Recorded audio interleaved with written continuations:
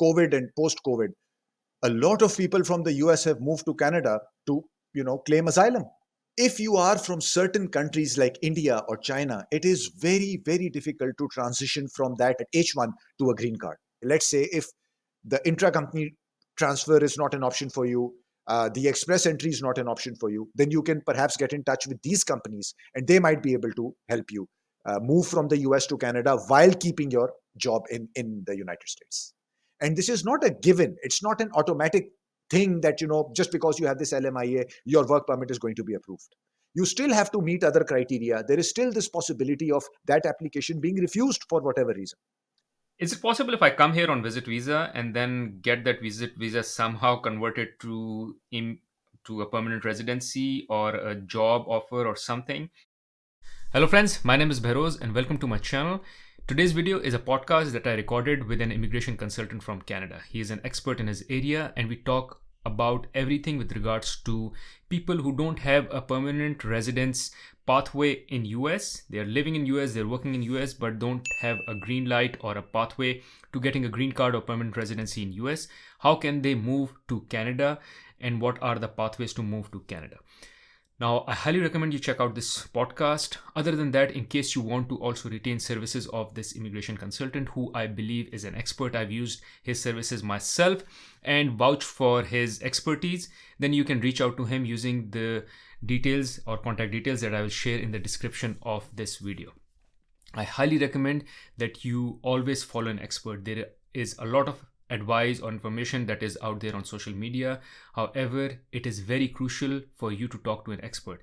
Things with regards to immigration are getting much tighter, much complicated, and it is better that you have an expert who's helping you out as against you just trying to figure it out yourself and then making a mistake. And once you make a mistake, then that goes in your records because maybe your application gets refused because of that mistake. And now when you're applying again, there is already a refused application in your backlog, and that may scar the future applications that you would be putting in.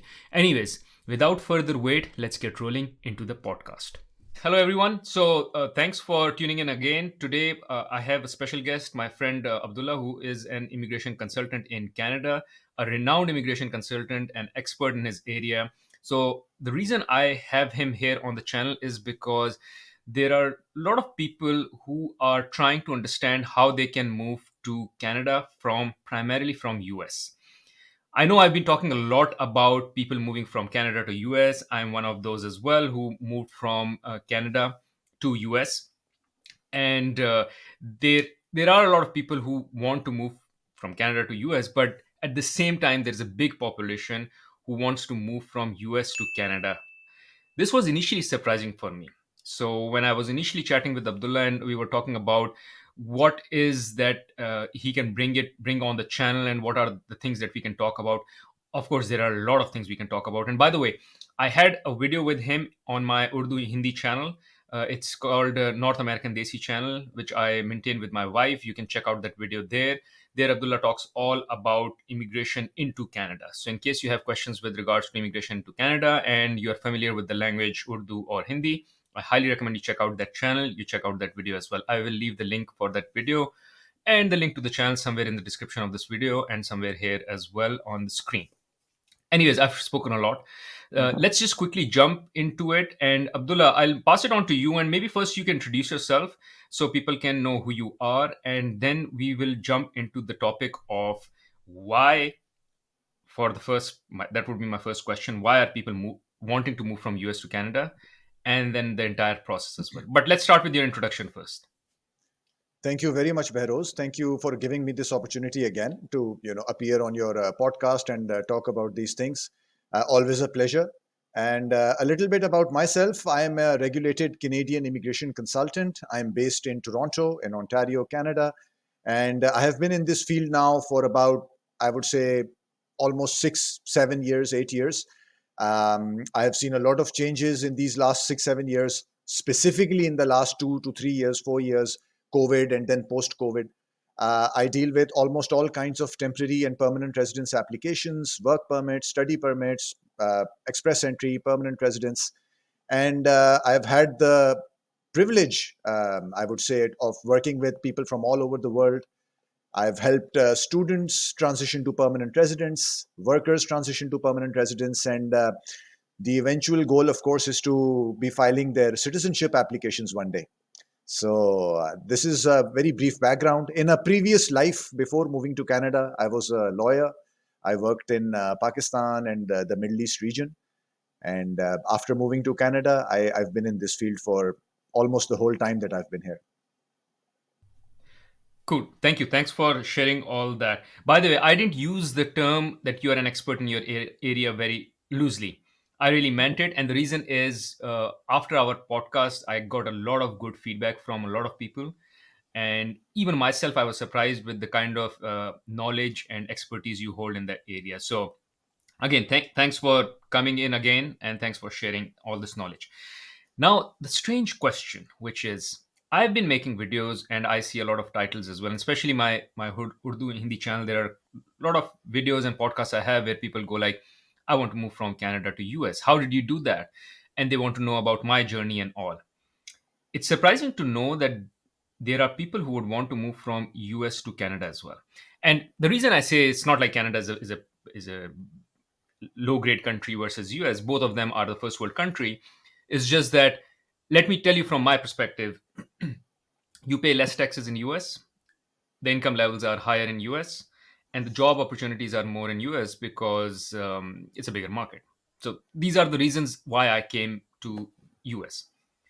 But can you tell me what are the reasons why would people want to move from US to Canada? Sure. So, Behrouz, I think it is important for us to sort of divide this, further divide this into, different categories and specifically talk about, people who are seeking to move to Canada for maybe permanent residence, to buy some more time, so they can spend more time in this general North American region. Maybe they are working for an employer in the US already. And depending on where they are from originally, which country they are from originally, uh, what kind of visa they are on, how long they have left on that particular visa. So there are different subcategories. Before we dive into that, just recently, by recently I mean COVID and post-COVID, a lot of people from the US have moved to Canada to, claim asylum. They wanted to file asylum and refugee applications in Canada, and there was this one particular crossing between the US and Canadian sort of border, Roxham Road in Quebec, which was in the news all the time, especially around to 2021, 2022, from where tens of thousands of people from the US crossed over on foot into Canada, and they then filed refugee applications. Perhaps we can maybe talk about that as well for a few minutes. But I'm assuming that you are specifically talking about people who are what we would call skilled immigrants, people who are maybe already in the US, they are working for employers, and because of the way the US immigration system works, they might find themselves with no real options of prolonging their stay in the US. So, as we know that, a fundamental difference between the US immigration system and the Canadian immigration system is that there is no real pathway for anyone in the US to sort of apply for immigration, right? There are no points based systems, there is no express entry, there are no streams where you can apply for immigration as such. So, in Canada, take express entry for example, and then obviously when you go down further you can talk about provincial nominations as well. But there is this option of you sort of submitting your expression of interest, and then depending on how many points you have, you can apply for permanent residence later. So you do have that option as long as you have that profile, as long as you have the points. That is not really the case in the US. So in the US it's mostly employment based sort of work permits, which then lead to green cards and permanent residence. And with that, we know that there are. So, for example, if we talk about the most popular way of staying in the US and working, it's the H1, which a lot of people who study in the US, then they transition to H1, and they start working for employers. A couple of things. I mean, H1 is a lottery based system, so obviously not everyone who applies is going to get it, but people who do get it, if you are from certain countries like India or China, it is very, very difficult to transition from that green card, from that H1 to a green card. So we have seen in the last few years this surge in interest from people who are, from India, for example. We have seen this interest from them looking to move to Canada. And they are doing this so that, like I said in the beginning, so they can spend some more time in this region. It allows them to continue working for their employer in the US. A lot of these people are in the IT field, they are in STEM occupations, and it is possible for them to work remotely for their employer regardless of where they are. So they are looking to move to Canada, take advantage of some of these programs that we have here in Canada. It could be express entry, it could be intra-company transfers if that company also has a subsidiary or a branch office or some sort of presence here, or it could be through what is called the Global Talent Stream (GTS), through an employer of record, for example. So there are multiple options for such people who are in the US, who are from these countries which, for citizens of which countries have significant roadblocks in transitioning from temporary worker status to a more permanent status. And they are seeking to move to Canada, continue working for their US employers, and then find a way towards permanent residence.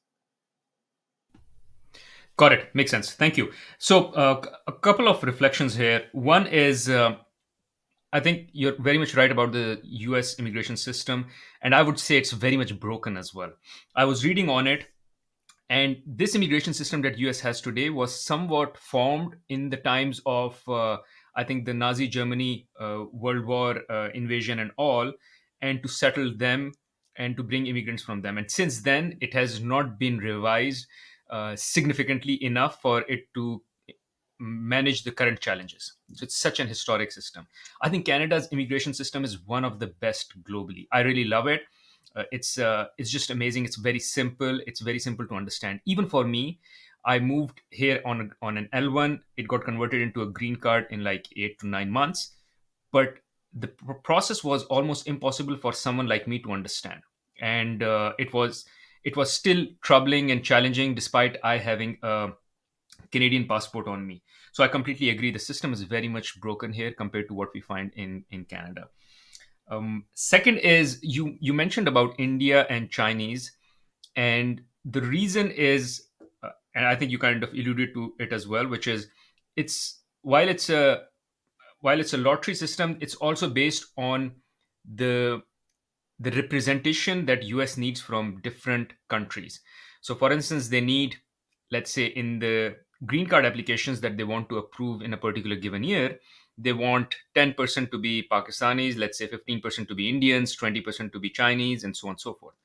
The challenge is 10% of Pakistan is still is still smaller number than 15% of India, or call it, it's still a bigger number because there are more Indians, and the 15% of that bigger Indian pie is smaller quota. So it becomes very challenging for Indians to get themselves in that smaller number of quota and get that visa.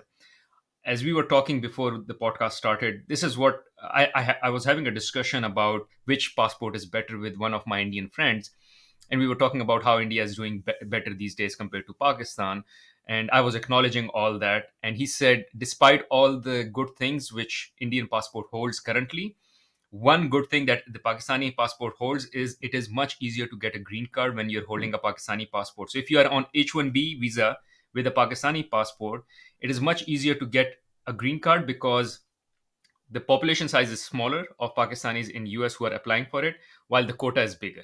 For India, the quota is, while it's bigger than the Pakistani quota, but the population size or the competition is a lot. So it becomes very difficult for anyone to get that green card application.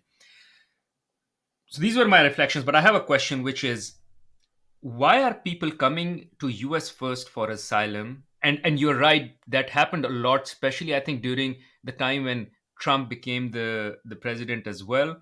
There was a lot of people who showed interest in moving from US to Canada, and previously I think they moved to US for seeking asylum in US, and then they moved to Canada. Is there an easy route to come to US first and then move into Canada? Why is it so that people would want to come into US first and not Canada directly and seek asylum?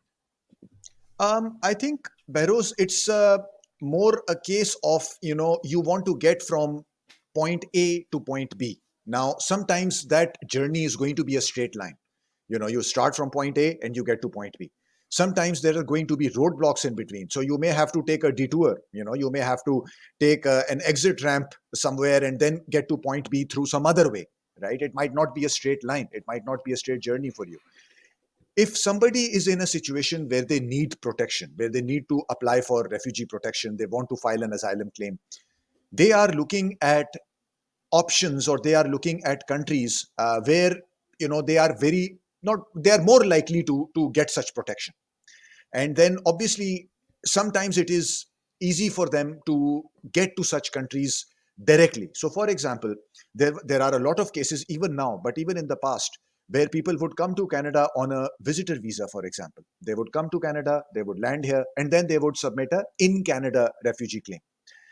But sometimes that's not possible. Their visit visa applications maybe got denied, and there is no other way of coming to Canada.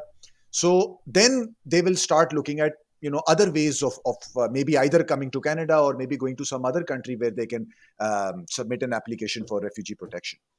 In the US, especially, as you alluded to a little bit earlier, when Donald Trump was in office, there was this perception and there was this image that it's going to become more and more difficult for people who were in the US and who were hoping to seek refugee protection, that it would become more and more difficult for them to do that.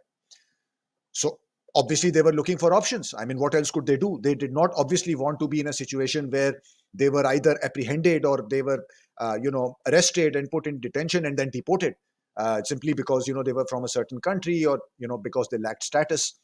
So we saw this surge, of people who were then moving from the US to Canada, because Canada is definitely a little bit more, shall we say, liberal, when it comes to these matters. And that was the perception that was very, very prevalent, at that time. And then obviously, you have social media, you have people spreading all kinds of misinformation, and these things that people hear online and on YouTube or whatever. So that was the main reason. Now, to answer your question, that why they go to the US first, or is that an easier option? I don't necessarily think that that's an easier option. Like I said, they want to go from point A to point B. If point B in this case is Canada, they are just trying to get to Canada somehow. Maybe their visit visa to Canada got refused. Maybe for some other reason they were able to come to the US through whatever means. Maybe they got a visit visa, or maybe there was some other way that they got to the US, and now they are trying to make their way to Canada. So I wouldn't necessarily say that it's easier, or people plan it that way, but sometimes that is just the way it happens. So you find yourself in the US for whatever reason, you navigate what is on offer in the US, and then you compare it to what potentially you could get in Canada, and then you make the move. Got it. Makes sense. And I was listening to Kevin O'Leary. He's the Shark Tank investor. I follow him as well, and he was kind of saying the similar thing, which is Canada is benefiting from the talent coming out of US. Which is, for instance, you would go and study in the US universities, study in Harvard, MIT, and all, but then there is no pathway for you to stay in US, or it's a difficult pathway. And then all those qualified individuals, Chinese, Indians, or whoever they are, they then want to move to Canada. So he was kind of saying how US is doing poorly on immigration and letting all the good talent which is coming in studying here in US, and maybe for the most part they're studying here on maybe even scholarships. So US is funding their education in some part, and then then the benefit goes to Canada. And the challenge is, let's say for H1B, and I can even say for L1, and probably it's true for TN visa as well, that as long as you're employed with your employer, it is good. But as soon as you leave a job or the employer lets you go, which is very much a case these days, how Mm. the technology companies are letting people go. And I think it started kind of happening from, and I'm digressing a bit, after Elon Musk came in, took on Twitter, and he was able to slash the workforce by 90%. Everyone is like, okay, if he can get rid of 90% of the people, at least I can get rid of 20%. So if everyone starts getting rid of 20% of the people, which are in technology sector, and most of them are, or not most of them, but a lot of them are Chinese and Indians, or Pakistanis for that matter. Now, once they start to being let go, they are on a visa which doesn't allow them to um, to work in US anymore. So they need to get a sponsorship with some other company, which is another painful process because every company has a quota of number of sponsors or sponsorships they can allow. And given that quota is limited, and then there are so many Indians, Pakistanis, Chinese who are in the market now seeking jobs and on H1B visa, suddenly the companies are not hiring all of them, and you can, I think, stay for a couple of months in US, and if you don't have a pathway in, or you don't get a job by then you have to exit US. And this was the reason why I wanted to convert my L1 into green card. I'm happy with the organization I'm working for, but I don't want to be enslaved in a way where the moment they say we are downsizing, oh Barrows, we love you, everything is great, but we are downsizing, and then I'm gone. I came here, my kids are going to school, I buy a house here, my wife finds a job here as well, and I'm on a visa where they, if they let me go, then I have to go back to Canada altogether. So thank you, makes sense. Now tell me, what are few of the paths using which one can move into Canada through while being in US. So if they're in US on H1B, L1, or any of the visas, or even asylum, what are the ways they can move into Canada and get a path to citizenship in Canada? Right. So I'm going to just right off the bat, completely divide this into skills-based immigration, like, skilled workers. And then we can talk about, somebody who's seeking asylum or looking to seek asylum, because, there are two different streams and, two completely different set of criteria and everything. So if you are in the US right now, and let's take this example of somebody who's from India, who's been in the US for a number of years now. They went to the US initially as a student. They did a master's degree from the US in some STEM field or IT field. They were able to gain employment with some employer in the US, and they've been working for their employer for a number of years, depending on whether they are on OPT or they were able to transition to an H1. A lot of these people, a lot of these skilled workers, they are excellent candidates for immigration to Canada. Generally speaking, they are younger. By younger, I mean they're around 30 years of age. They have advanced degrees. They have a master's degree.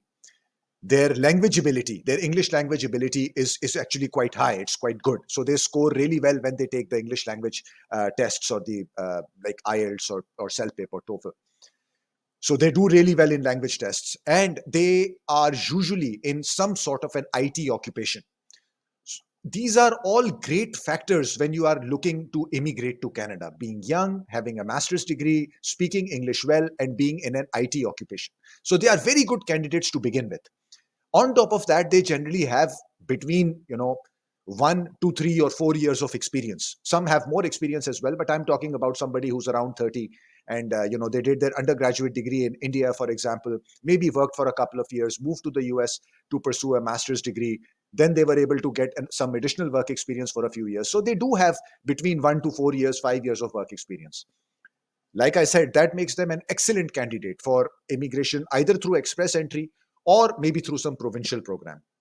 As we know now that the government is actually prioritizing STEM occupations, which include most of these IT occupations. So that is one way they can look at creating and submitting their profile in express entry, and getting the invitation to apply through express entry, coming to Canada, landing here as a permanent resident. So that completely removes that sword hanging on your head that you are tied to an employer. Excuse me. So that is one way. The other way, of course, is for someone who, for whatever reason, is not at the moment a good candidate through express entry. For whatever reason, they might be older, they maybe their language ability is not that great. For whatever reason, they don't have the points. They can potentially move to Canada as an intra-company transferee. So if they are working for a multinational organization, they're working for a company which has offices both in the US and Canada, they can be moved here as an intra-company transferee, kind of like you were able to move from Canada to the US. That also, in the long term, it gives you additional points. So after you've worked in Canada for at least 1 year, you are able to claim points for Canadian work experience, for having a job offer. And that might be the extra points or the push that you need to get permanent residence in Canada. So if your company has some presence here and they are able to move you as an intra-company transferee to Canada, that is another way of coming to Canada. Then what we see over the last couple of years is, these companies which are in Canada who hire you as an employee under the GTS, the Global Talent Stream, which is this stream, and it identifies certain occupations that if you have experience and a job offer in either of those occupations in Canada, you are eligible for expedited work permit processing. So, if these companies will hire you, and then, they will hire you back, or sort of lease you back to your US employer. So you are technically working for a Canadian company, but, working on projects maybe for an American employer or an American company, or you keep the same job, but you are technically now working for a Canadian company. So this is another pathway, I guess, or another way that you could look to come to Canada. There are, numerous companies which have sprung up in the last few years in Canada, which can assist you and which can help you, go down this pathway. Let's say if the intra-company transfer is not an option for you, the express entry is not an option for you, then you can perhaps get in touch with these companies, and they might be able to help you move from the US to Canada while keeping your job in the United States. Okay, this is interesting. So say more. Give me an example. What do you mean? Like I do understand if you are a consultant. Let's say I'm a consultant with McKinsey, and then there's a project in Canada. So McKinsey can move me for 3 years for a project Mhm. in Canada to work on a different company. But I'm still on McKinsey's payroll. I'm still a McKinsey employee working in Canada on a water project with a water company. Is that what you mean, or what you're saying is slightly different than this? Right. So what I'm saying is slightly different. So I mean, what you've described is a sort of a intra-company move, right? I mean, McKinsey has offices here, McKinsey has offices in the US, Yeah. and maybe they just moved you within the company to work on some Canadian, assignment or project or whatever it was. What I'm referring to is, I am a company here in Canada, right? I'm a company, I'm based in Canada. I hire you from the US, right? And so now you are my employee, right? I've hired you, and I've hired you specifically under the global talent stream, right? So your occupation, your experience, the job that I'm offering you, all met the criteria for me to sort of, hire you and submit a work permit application on your behalf, because you met the criteria under the global talent stream, right? It is this expert, like I said, it's an expedited work permit stream, you can think of it that way. And now you are my employee, right? You are working for me. However, I then sort of, let you work for, your US employer, right? So sort of, you are now going through me. So you're probably still working for the US employer, but through me, through this company, right? So like I said, in some cases, there is not the employers or the employees do not have that intra-company sort of move option. That company might not have a presence here in Canada, so they are unable to move them. There are other options. I mean, you can say that you want to start the operations, you want to sort of, start that company's operation in Canada. There is the option of doing that, but then that gets very complicated, it gets challenging. So this is something which is fairly recent that we are seeing, that, companies hiring people and then sort of leasing them back to US employers. Okay. So And that allows you to, sorry, that allows you to stay in Canada. That allows you to, claim points for having a Canadian job offer, for example. That allows you to become eligible for Canada Experience Class once you've been in Canada for a year. It has a lot of advantages. It has a lot of benefits for you. got it. So how can one individual go and find these companies which can loan you in Canada? Or is it like people like you who are in the immigration business who have access to these companies? So should I reach out to you first and then you can provide me access to multiple companies depending on my and I have another question as well. Okay. So would you provide me access, or is it like there is a forum, there is a way I can go to them? And second, the question I have, which is the second question, is it limited to certain field? Like I'm in finance, can I be loaned as well, or no, it's specifically tech or specifically medical or whatever? So what kind of fields would these organizations cover which loan individuals? Okay, so let's talk about the fields first. So, like I said, there is a designated list of occupations, right? And I mean, it's very easy to search what occupations are on that list, right? So, if you were to do some basic research on the global talent stream, Canada, you will very quickly get access to that list of occupations. Primarily, they are, like I said, technical occupations primarily, right? But every now and then the list might get updated, more occupations are added, some occupations are taken away. So it's not set in stone. The occupations that exist on that list today, it is not, it does not necessarily mean that 2 years from now, 5 years from now, it will be the same set of occupations. More occupations can be added, some occupations can be taken away. So, like I said, fairly straightforward to research what occupations exist as of today on that list under the global talent stream. But primarily technical occupations, like I said. In terms of how would you go about sort of kickstarting this process, um, I mean, yes, you could get in touch with somebody like me. Maybe I could provide you with some information or tips, or maybe even contact information of these companies, people who could possibly assist you. You could do your own research, as always. I mean, you can do your own research, and you can uh, reach out to companies that are offering this, or that you think they might be able to help you. I mean, emailing someone or reaching out to someone doesn't cost you anything. So, I mean, you can obviously do your own research, but if somebody needs to sort of, connect with someone and get a little bit of detailed, in-depth analysis and information on this, they can get in touch with me, of course. Got it. Thank you. Very helpful. One question I have, rather two. One is, after this podcast, if you can share with me the link of where people can find the disciplines in the fields, I will use it here. Sure. Second is, what is the benefit to the company that is loaning the employee for those years? And I assume it would be 3 years, because and maybe you can talk about how long the period of loaning is. But what is the benefit to them? Is the company in US paying them part of the incentive, or you pay them as part of your salary? So my salary is X and I pay them as an incentive.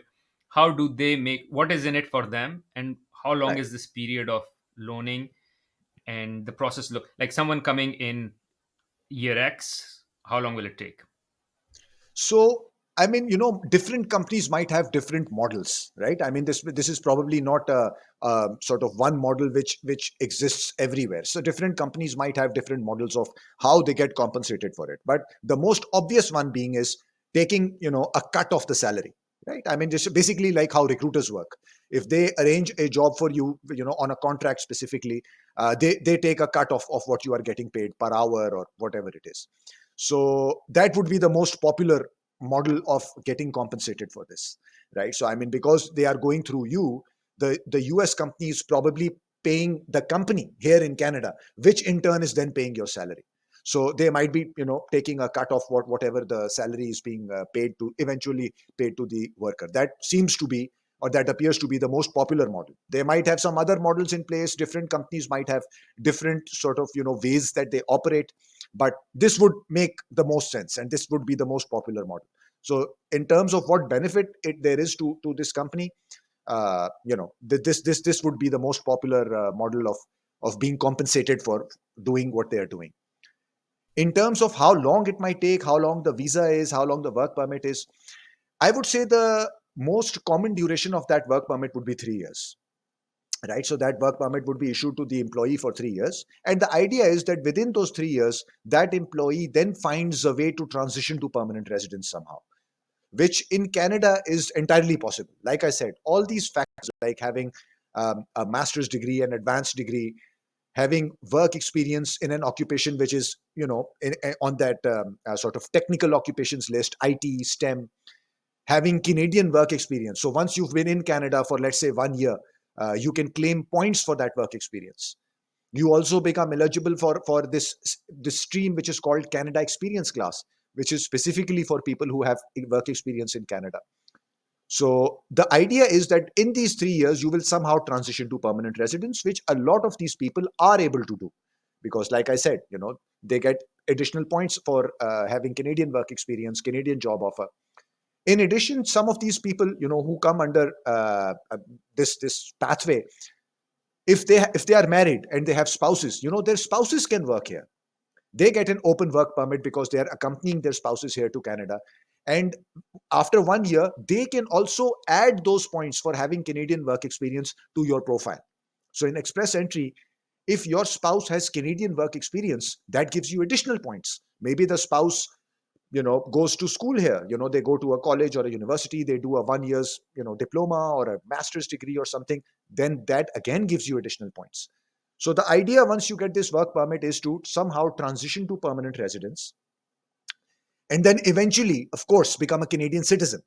And then, like we were discussing at the beginning of this podcast, then you have more options. If you want to then move back to the US, you could go back again as a intra-company transferee. If you meet the requirements, you can go back on a TN visa. Then it becomes slightly easier for you once you have a Canadian passport.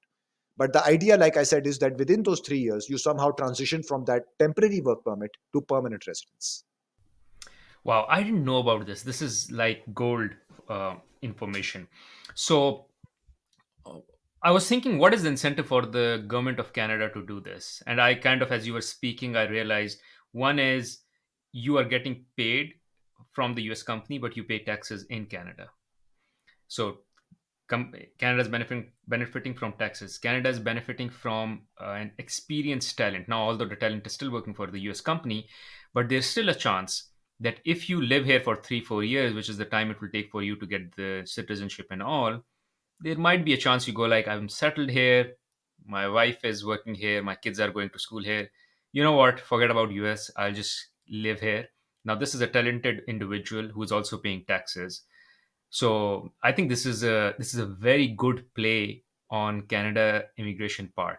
And again, I'm a big fan of how robust the immigration process and thinking behind it has that Canada has. It's just amazing, and it amazes me. Thank you. This was helpful. I do have one question, which is a separate question, not related to the this global talent stream, which is, let's say I don't get enough points to qualify for federal skilled labor, not for PNP, no other path, neither for GTS. Is it possible if I come here on visit visa and then get that visit visa somehow converted to a permanent residency or a job offer or something? This is a question that people ask a lot, which is, I'll just come on visit visa, and maybe it's not just relevant for people coming from US, maybe relevant for anyone coming on a visit visa. Is that a path that is possible? So, Behrouz, this is perhaps the most popular query that I get, from all my different channels, whether it's LinkedIn or directly people reaching out to me through my website or messaging me, that I have a visitor visa or I want to apply for a visitor visa to Canada. And then what are the steps and what is the process to quote unquote convert that to a work permit? So, first of all, I just want to make this very clear: there is no conversion, right? So this is not a conversion. You are not converting anything to like a work permit or whatever. You have to make a new application for a work permit, right? So your visit visa is separate, and then if you want to apply for a work permit, that is a separate application. This is not like an adjustment of status kind of situation where you had one status and now you are adjusting your status and you want to sort of say that now I'm a worker. This is a separate application, and there is criteria. It would be, let's okay, so before we talk about whether it's easy or difficult, let's talk about what that process entails. Now, what do you need if you are a visitor in Canada and you want to apply for a work permit? You need a job offer which is backed by a labor market impact assessment, LMIA. So since we are talking about the US immigration as well, and we're sort of talking about both systems, this is our version of what perm is in the US, PERM. So this is basically you showing the government that you tried to find someone for this role here in Canada. You were not able to find anyone who's either qualified or willing to do that job, and that is why you now want to hire this person who's not a Canadian, right? So once you have that LMIA approved, you can then give it to this worker, or this person who can then apply for a work permit. And this is not a given. It's not an automatic thing that just because you have this LMIA, your work permit is going to be approved. You still have to meet other criteria. There is still this possibility of that application being refused for whatever reason. So when we say that converting a visit visa to a work permit, it sort of sounds like that there is this process where you can just convert it and there is no possibility of this thing being refused. That is not the case. Despite what people are selling on YouTube, despite what your corner store immigration consultant, wherever you live, is selling you, there is no conversion. It is a very challenging process, and there is the possibility of your work permit getting refused when you apply for it, even if you have an approved LMI. So that's just a sort of a background, I guess, to this. Now, you can imagine, I mean, if you are here as a visitor and you are applying for jobs and you are looking for an employer to do that LMIA for you, you have to think about why that employer is going to do that for you. What makes you special, right? I mean, unless you are somebody who has extraordinary ability or experience or something which is just so rare and so extraordinary that some employer here is willing to go through that process for you. This is a very expensive process. The LMIA application fee, just the application fee is $1,000. In addition to legal fees, most of these employers, they employ or they retain people like me, like a consultant or a lawyer, to do these LMIA applications. Now you are talking about thousands of dollars in legal fees. So why is an employer going to spend four, five, $6,000 on you? What makes you special? I mean, we can have a whole separate podcast of this LMIA industry, right? I mean, we can have a whole another 2 hour podcast on how that works. But for the purposes of today's topic, and not getting off topic, I would say that when you are here, you need an employer who is willing to do the LMIA for you. With an approved LMIA, you can apply for a work permit. If that work permit is approved, then of course you can start working in Canada and then chart out your path towards permanent residence. You get extra points for having an LMIA based job offer. If you are in express entry, you get 50 extra points immediately. You can use those points. So that could be the difference. Maybe you are about 30 to 40, 50 points off in express entry. You are 50 points short of the current cutoff. If you are able to get an LMIA based job offer, there you go. You can add those 50 points to your express entry. Got it. Thank you. You talked about LMIA. I wanted to explore more on this, but you're right. Let's keep it for a separate podcast Mhm. because there are a lot of messages that I receive on LMIA saying charging $100,000, $50,000 for LMIA. And I don't know much about LMIA, but with the amount of money that someone is saying, it didn't seem legal and it didn't seem okay to me. And what we'll do is, and maybe this is an intro to another podcast that we will eventually do, and you and I should do, is understand the risks and the benefits of and the legal and the illegal ways. So both legal and illegal ways of LMIA, what to avoid, what to watch out, because there are people who are desperate to come Mhm. and they end up paying money and they put themselves at risk. And maybe there is some way where the risk is low, risk is high. I don't know. You are much closer to this, so maybe we have a separate connect on this and understand this better. So thanks for sharing all this. I have one last question, which is, now an individual has come in to Canada. They've became a permanent resident, because that's the objective, right? Coming to Canada and trying to stay in North America while still working for the US company, let's say, or having an eye of how I can move back to US. The only way to moving back to US is that you become a Canadian resident here. Now I become a Canadian resident. What are the ways for me, the easiest ways for me to go back to US?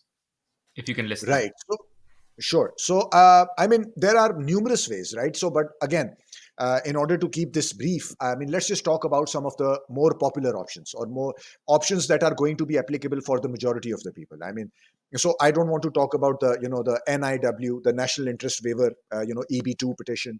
Um, Again, that is not going to be applicable for a lot of people.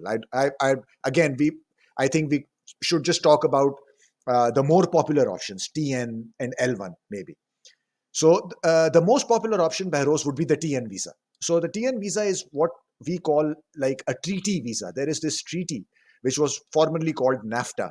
It's between the United States, Mexico, and Canada. It has, I think, subsequently been renamed to CUSMA.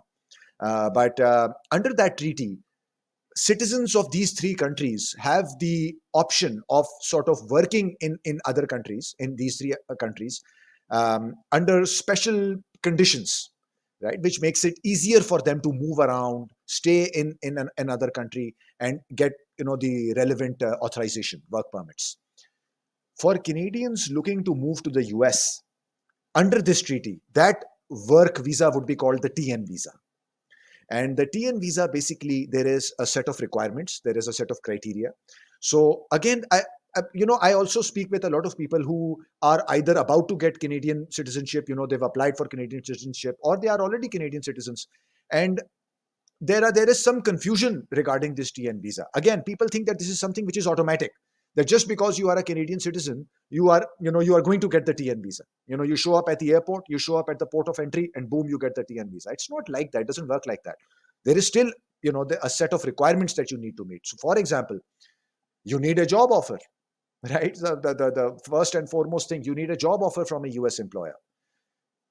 Your occupation has to be, again, on this, it has to be one of the occupations which is listed out under this treaty. It cannot be any occupation, right? So, for example, accountants or engineers, scientists, pharmacists, or people who are in the education field, like teachers, for example, there is a list which identifies these occupations, that if you have a job offer in one of these occupations, you can potentially apply for a TN visa. And with that occupation comes the requirement of having to show that you have the education and the experience in that field. So, for example, you have a job offer as a, for an accountant's position in the US, but your education and your experience has been in something which is completely, in a different field. That's that's probably not going to work. You have to show that you have the education at a certain level, right? Sometimes it identifies that you should have it at a bachelor's level, or you should have experience which can make up for not having that education. It depends.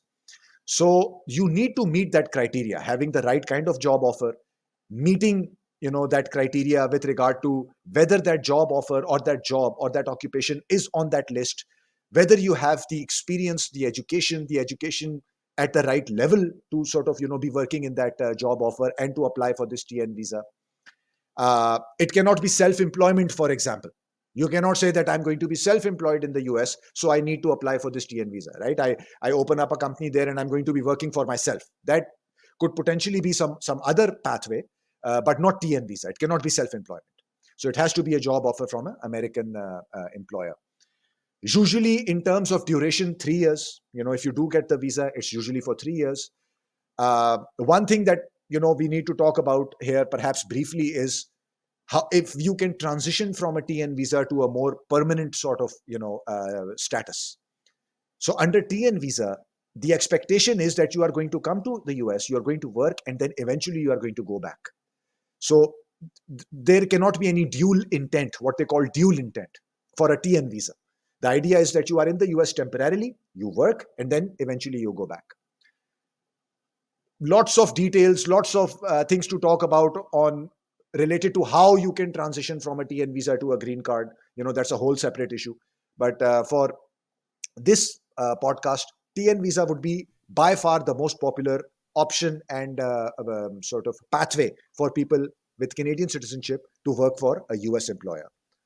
Very briefly, L1, intra-company transfer. You are already working for a company which is has presence in the US. Maybe it's a subsidiary, maybe it's a branch office, maybe there is some other what they call qualifying relationship.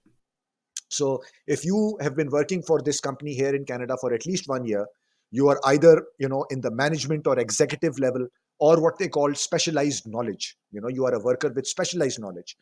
If you fall under any of these categories, you could potentially get transferred to the US as an L1 transferee. So these I think would be by far the two most popular options, or the two most applicable options for people.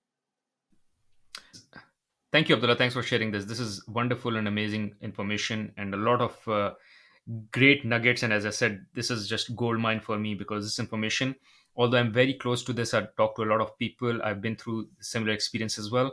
But most of the stuff that you shared in this podcast was very fresh to me. I'm sure this would be very helpful to others as well. In case there are people who want to reach out to you, seek your services, I will leave your contact details in the description of this video so they can reach out to you. I just want to thank you for again giving opportunity, giving your time, and coming on this podcast and sharing this wonderful information. So thanks a lot, and any message from your side would be nice to hear if you have any parting words. But again, thanks for your time. Um, in terms of parting words, Behroz, all I want to say is that at this time, perhaps more than ever, the need to plan for the future is, it is essential. It is critical. You have to plan ahead.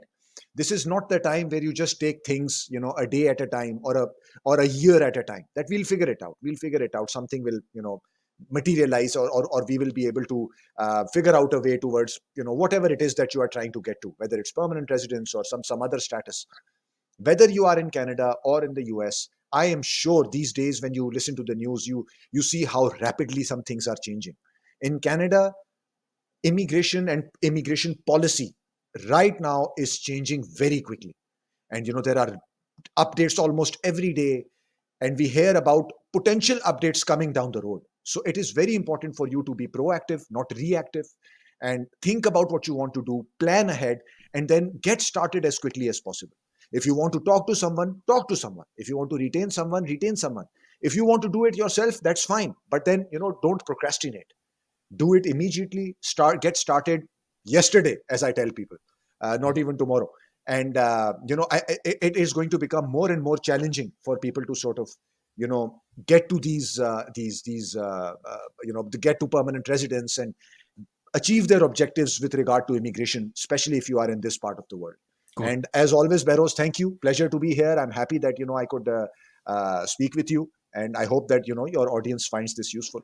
Thank you. Thanks a lot, Abdullah. And I highly recommend to everyone listening to this is seek out an expert advice. There are a lot of information on YouTube, TikTok, all the social media. I read a lot of that stuff as well. Some is good, some is not good. It is very hard for me to decipher, and hence it's best to talk to an expert. Thank you, Abdullah. Thanks a lot.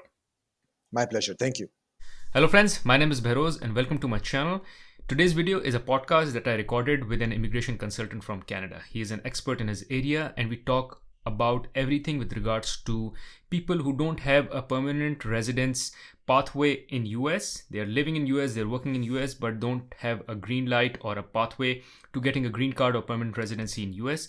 How can they move to Canada and what are the pathways to move to Canada? Now, I highly recommend you check out this podcast. Other than that, in case you want to also retain services of this immigration consultant, who I believe is an expert, I've used his services myself and vouch for his expertise, then you can reach out to him using the details or contact details that I will share in the description of this video. I highly recommend that you always follow an expert. There is a lot of advice or information that is out there on social media. However, it is very crucial for you to talk to an expert.